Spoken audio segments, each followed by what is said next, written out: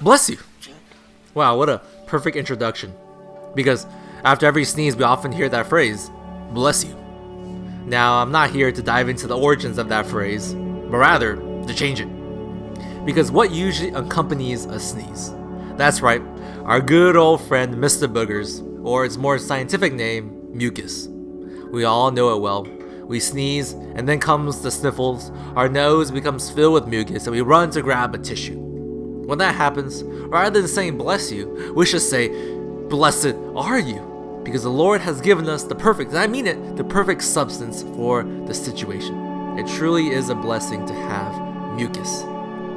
Mucus is present actually all throughout our body, from the mouth to the sinuses to the throats, lungs, stomach, even intestines, and it is absolutely necessary in each and every one of those applications. Let me just share a few. Think first of your throat. Imagine all the food you eat, and how easily it goes down to the stomach. If you look at this situation from an engineering perspective, you have this vertical, thin tube that is required to stretch to allow the bites of food to go through. So how do you avoid choking? You add some kind of lubricant that flows enough to allow the food through, but at the same time, it needs to be viscous enough to stay lined along the walls of the esophagus. Boom. Mucus. The mucus in your throat is a perfect consistency to accomplish that aim. Now what about your lungs? There's plenty of airborne bacteria in the world. Unless you want to stop breathing, you will eventually breathe some in.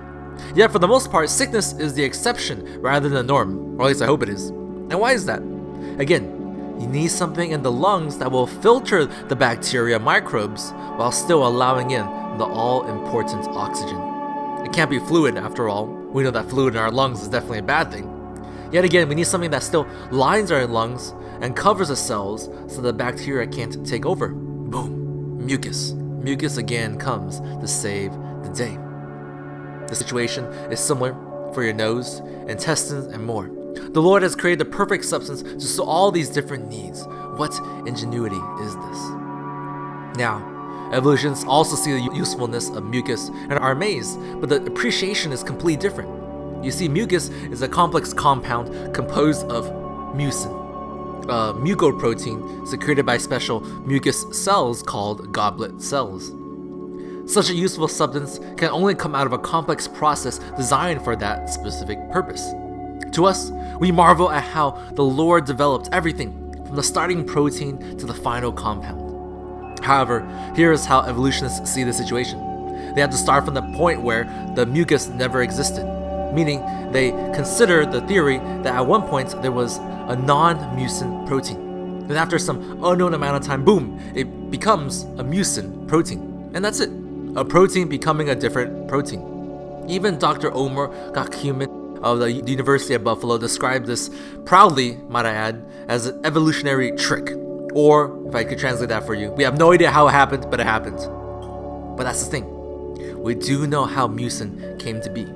God designed man to already have muco-proteins from the very beginning. Psalm 139, verses 13 and 15 says, "For you formed my inward parts. You wove me in my mother's womb. I will give thanks to you, for I am fearfully and wonderfully made. Wonderful are your works, and my soul knows it very well. My frame was not hidden from you when I was made in secret and skillfully wrought in the depths of the earth." Indeed, the Lord created us personally, fearfully, according to His perfect design that He had in mind. He wove us and formed each part together.